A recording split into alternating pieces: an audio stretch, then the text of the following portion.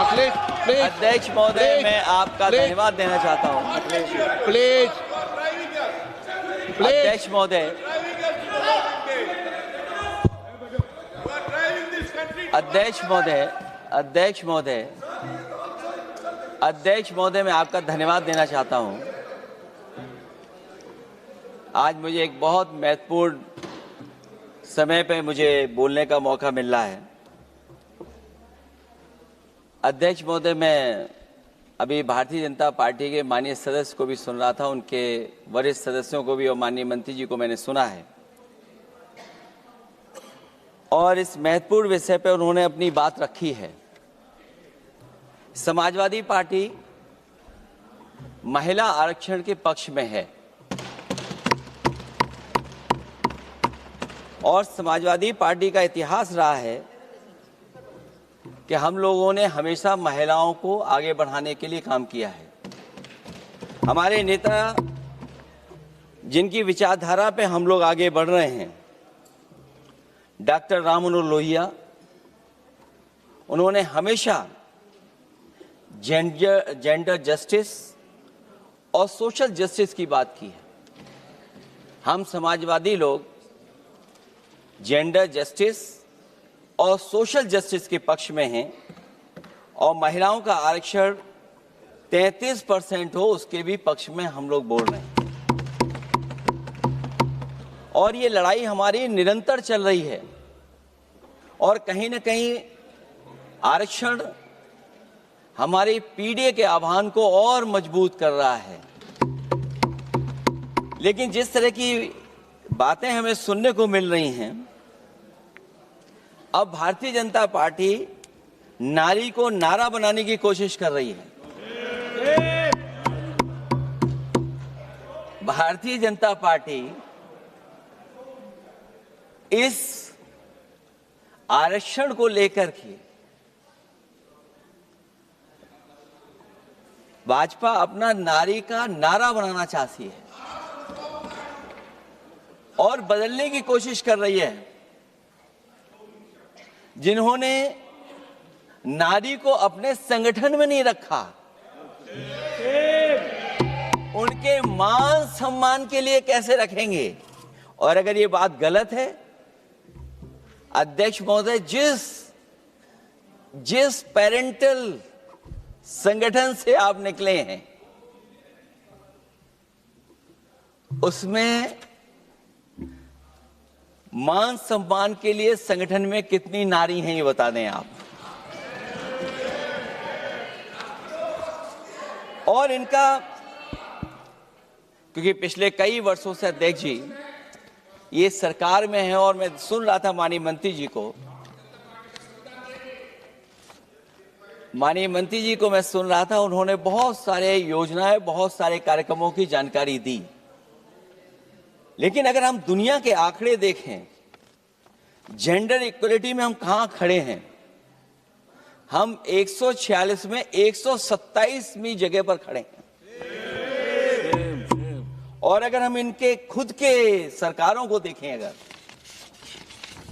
तो अध्यक्ष महोदय, इनके 21 जगह सरकारें हैं।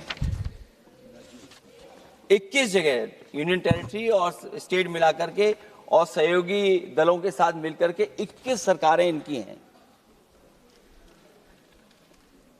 भारतीय जनता पार्टी ये बताए कि उनके 21 स्टेट में जहां सरकारें उनके सहयोगी साथियों के साथ चल रही हैं, कितने मुख्यमंत्री इनके बने हुए हैं? कितनी महिला मुख्यमंत्री बनी हुई इनकी?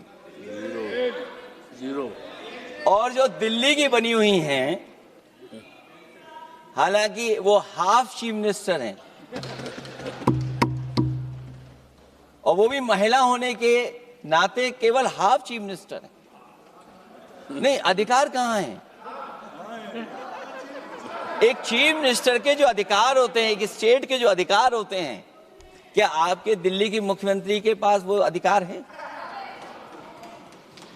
और फिर जो अभी तक जो सबसे बड़ी पार्टी है, जो सबसे बड़ी पार्टी अपने आप को कहते हैं, पूरे देश में जितने भी इनके विधायक चुने गए हैं, आप बताओ आपकी संख्या क्या है?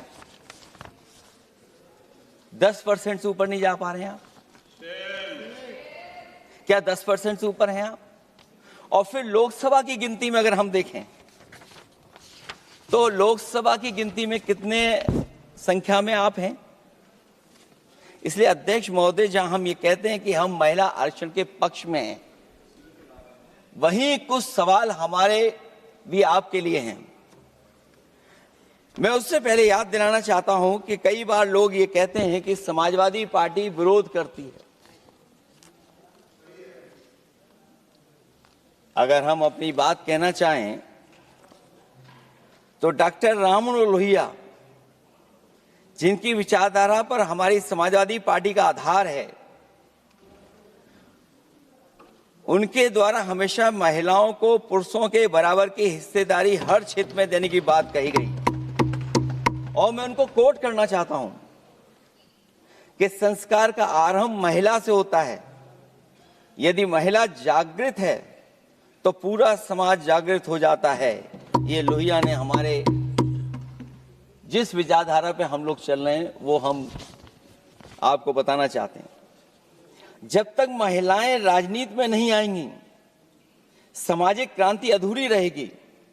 लोहिया जी ने निरंतर महिलाओं की राजनीति में महत्वपूर्ण भूमिका पर बल दिया है और समाज में वास्तविक परिवर्तन उनके योगदान से ही आ पाएगा। इसलिए मैं याद दिलाना चाहता हूं अध्यक्ष महोदय, उत्तर प्रदेश में पंचायत में सबसे पहले आरक्षण महिलाओं के लिए लागू करने का काम समाजवादी पार्टी ने किया। तो जहां महिलाओं के पक्ष में है उनके आरक्षण के, वहीं हमारा सवाल ये भी है कि जल्दीबाजी क्यों है? आखिरकार महिला आरक्षण के नाम पर जल्दीबाजी क्यों है भाजपा के अंदर? सच तो यह है कि भाजपा जनगणना को टालना चाहती है, और जनगणना को टालने का मतलब है कि जाति जनगणना को टालना चाहते हैं। और जाति जनगणना इसलिए टालना चाहते हैं क्योंकि वो आरक्षण का सवाल उठेगा। जो भाजपा उनके संगी साथी कभी भी देना नहीं चाहते हैं आरक्षण। भाजपा को यह भी अच्छी तरह याद है कि पीडीए में ए का मतलब आधी आबादी है, मतलब महिलाएं भी पूरी की पूरी उसमें गिनती में आती। एक बड़ा चुनावी सच ये भी है कि भाजपा की चुनावी घपलेबाजी अब पूरी तरह से भंडाफोड़ हो गई है। जो एसआईआर आप लेकर के आए थे अध्यक्ष महोदय, उत्तर प्रदेश में हम लोगों ने बड़े करीब से देखा एसआईआर। वो कहने को तो एसआईआर था, लेकिन सच्चाई में वो एनआरसी का रूप था। और एसआईआर के मामले में जिस तरीके से वोट काटने का काम शुरू हुआ, मैं बधाई देना चाहता हूं अपने पीडीए प्रहारी और संगठन के लोगों को जिन्होंने वोट बचा लिया। जब पहली गिनती में हम लोग बचाने में कामयाब हो गए तो अध्यक्ष महोदय, भारतीय जनता पार्टी फॉर्म 7 को लेकर के आई और फॉर्म 7 उन्होंने ऐसे बांटना शुरू किया,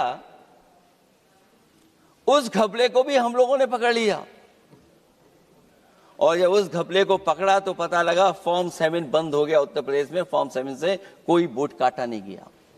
अध्यक्ष महोदय, जो फॉर्म 7 काटने के लिए जिससे दस्तखत कराए थे भारतीय जनता पार्टी ने, उस व्यक्ति को दस्तखत करना भी नहीं आता है। अध्यक्ष महोदय, जो एसआईआर के बहाने फॉर्म 7 लेकर के आए थे, जो फॉर्म 7 दस्तखत करा करके वोट काटे जा रहे थे उत्तर प्रदेश में, जब पकड़ा गया, हम लोगों को जानकारी मिली, हम लोगों ने उसको प्रेस के सामने लेकर के आए और चुनाव आयोग को शिकायत की। फॉर्म 7 से वोट कटना रुक गया, लेकिन अभी भी उस पर कोई कार्रवाई नहीं की जिसने उसके नकली दस्तखत कराए थे। अध्यक्ष महोदय, इससे तो लगता है कि पूरा का पूरी व्यवस्था जुड़ी हुई है भारतीय जनता पार्टी से। और धीरे धीरे जो भारतीय जनता पार्टी की सरकार चली है, हेरा फेरी हम लोग पकड़ लिए, भाजपा की कलई खुल गई और उसके समर्थक और वोटरों का आकार पड़ने लगा। जब तब भाजपा निराशा के इस दौर में उभरने के लिए बिल लेकर के आ रही है। ये भारतीय जनता पार्टी का जो वोट कम हो रहा है, असली लक्ष्य अध्यक्ष महोदय वोट है, सत्ता में रहना है, इसलिए आरक्षण को लेकर के आए हैं। भाजपा की यही राजनीतिक चाल रहती है। जब पुराने लोग ये समझ जाते हैं कि भाजपा किसी की सगी नहीं है, तो हर बार भाजपा कुछ नए लोगों को अपने लुभाने जुमलों में फंसाती है। इस बार भाजपा महिलाओं को लेकर ये पुरानी चाल चल रही है, लेकिन सफल नहीं होगी, क्योंकि सबसे ज्यादा दुखी तो महिलाएं ही हैं। भाजपा की कमीशनखोरी और चंदा वसूली की वजह से जो महंगाई बढ़ी है, उससे उनकी रसोई सूनी हो गई है। रही सही कसर सिलेंडर की, बेतहाशा बढ़ती कीमतों ने पूरा कर दिया है। ये अध्यक्ष महोदय मैं इसलिए कह रहा था कि माननीय मंत्री सिलेंडर की याद दिला रहे थे। उन्होंने इज्जत घर को भी याद दिलाया, जिसको कभी प्रधानमंत्री जी ने कहा कि ये इज्जत घर होंगे। गांव गोद लिए गए, जाकर के सरकार देखे उन गांव को अनाथ अगर किसी ने छोड़ा है तो भारतीय जनता पार्टी ने छोड़ा है। हर महिला अपने बच्चों को पढ़ाना चाहती है, लेकिन भाजपा की शिक्षा विरोधी सोच तो सरकारी स्कूल तक बंद करवा दे रही है। महिलाओं का दर्द क्या होता है, ये मेरठ के दुकानदारों के परिवार की महिलाओं की आंखों में आए आंसू भी बयां कर रहे हैं, और नोएडा की मजदूर और मेड के गले बयान भी कर रहे हैं। क्योंकि जब हम बहस महिला आरक्षण पे कर रहे हैं, तो हमें याद रखना चाहिए कि हमारे बिल्कुल बगल में 40,000 से ज्यादा लोग सड़कों पे मजदूर, महिलाएं सड़कों पर हैं, जहां से प्रभु श्री राम जो कभी हम लोगों ने स्क्रीन पे देखा था, वो चुन करके आए थे। वहां पर महिलाएं धरने पर बैठी हैं, और अगर ये धरने पर इसलिए बैठी हैं क्योंकि उनको न्याय नहीं मिल रहा है। भारतीय जनता पार्टी की सरकार की वजह से उनके घर उजड़ रहे हैं। महिलाएं रो रो करके न्याय मांग रही हैं। तो मैं कहना चाहता हूं अध्यक्ष महोदय सरकार से कि अगर ये बिल इतना ही सही है, तो इसे मेरठ नोएडा की पारिवारिक और कामगार महिलाओं के बीच बैठकर घोषित किया जाए कि उनके लिए इसमें क्या क्या होने जा रहा है। हम महिला आरक्षण के साथ हैं, पर उस भाजपाई चालबाजी के खिलाफ हैं, जो एक साजिश के तहत की जा रही है। भाजपाई और उनके संगी साथी देश की सबसे बड़ी आबादी के वर्ग, मतलब पिछड़े वर्ग की महिलाओं के बारे में चुप्पी साधे बैठे हैं।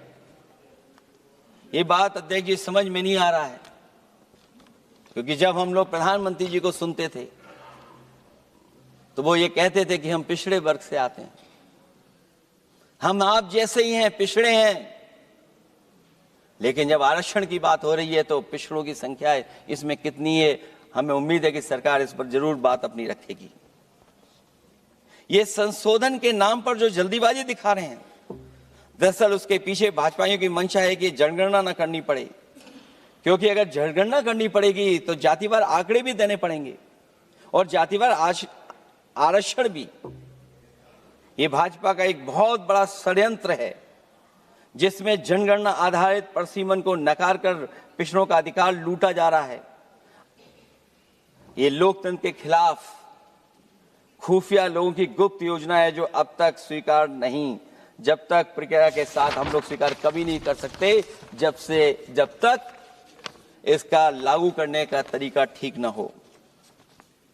अगर पिछड़ों की आबादी कम से कम अगर हम गिन लें कि 70%, 80% से ज्यादा है, अध्यक्ष महोदय, अगर हम उनको 66% मान लें, तो इनकी आबादी कम से कम पिछड़ों की 33% होगी, आधी आबादी की जनसंख्या, जिनके हक की बात तो है ही नहीं इसके अंदर।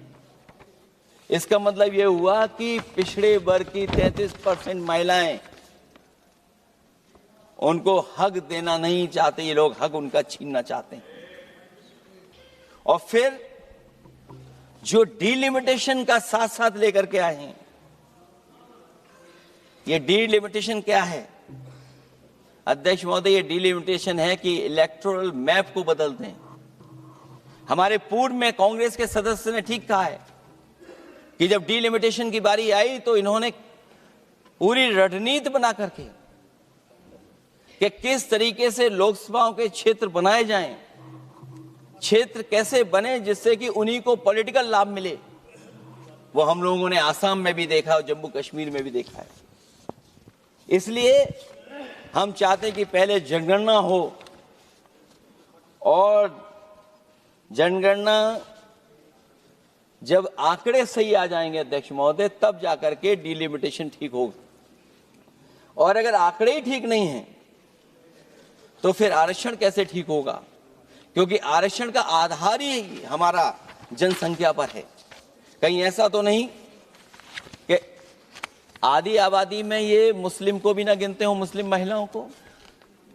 इसलिए हमारी मांग होगी कि आधी आबादी में पिछड़े और मुस्लिम महिलाओं को भी जोड़ करके इस आरक्षण को पूरा किया जाए।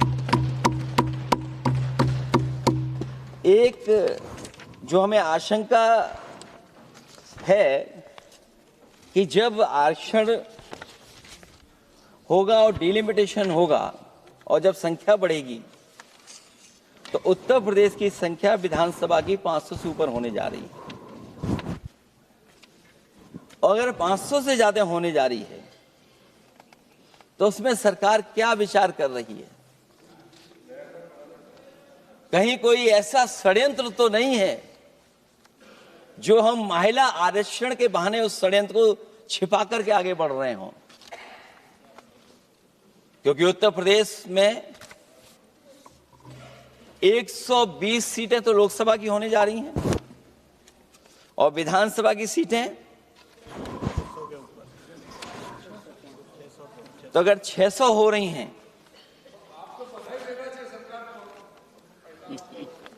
अगर 600 हो रही हैं तो कहीं ऐसा तो नहीं अध्यक्ष महोदय उसमें भी कोई साजिश षड्यंत्र हो? जो षड्यंत्र हम लोगों को समझ में नहीं आ रहा हो। और अगर षड्यंत्र रहेगा तो जैसे अयोध्या हारे आप, एक बार फिर उत्तर प्रदेश आप हार जाएंगे। और 33% सीटें कौन सी होंगी? आप अगर सीट रिजर्व कर देंगे, कॉन्स्टिट्यूंसी रिजर्व हो जाएगी, तो अध्यक्ष महोदय ये महिलाओं के बीच ही कंपटीशन करा देंगे। अगर कॉन्स्टिट्यूंसी रिजर्व होंगी तो अध्यक्ष महोदय महिलाओं के बीच ही कंपटीशन हो जाएगा। क्योंकि वो अध्यक्ष महोदय वो माननीय सदस्य कह रहे हैं कि वो तो होना चाहिए, वो सास बहू वाली तो हार गई हैं आपकी।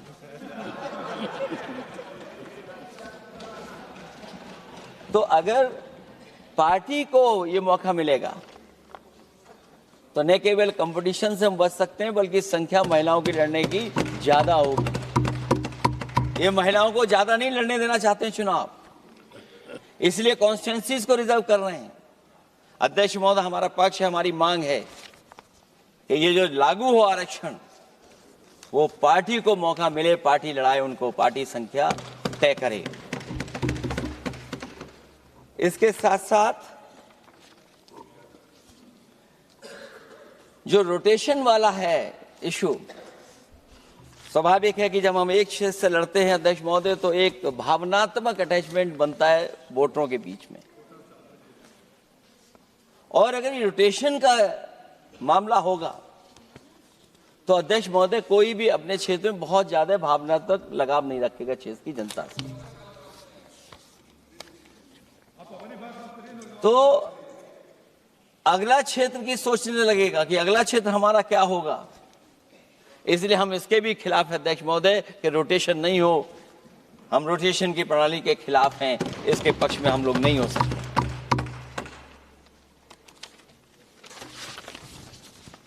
इसलिए अध्यक्ष महोदय हमारी मांग होगी कि पहले सेंसस कराए, जनगणना कराई जाए।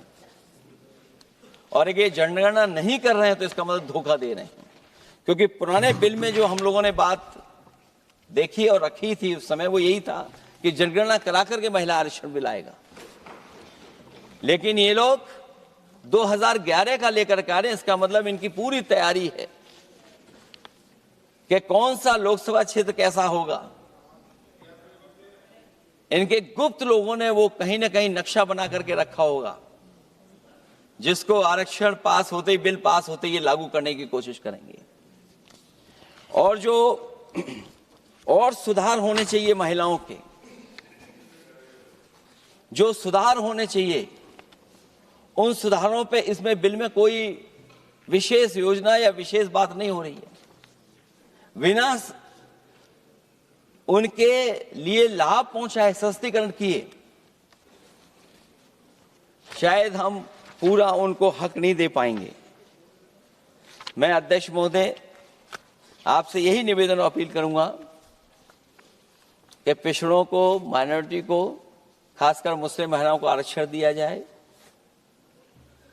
जो सेंसस से ये दूर भाग रहे हैं, वो इसीलिए भाग रहे हैं क्योंकि जाति जनगणना की मांग उठेगी, और अगर जाति जनगणना की बात उठेगी तो आरक्षण की बात और उठेगी। हमें उम्मीद है कि हम लोगों की बात मान करके सरकार उस पर विचार जरूर करेगी। जब हम आरक्षण देना चाहते हैं तो बिना पिछड़ा, बिना मुसलमानों के शायद हमारा जो लक्ष्य है महिला आरक्षण का, वो पूरा नहीं होगा। इन्हीं शब्दों के साथ आप सबका बहुत बहुत धन्यवाद।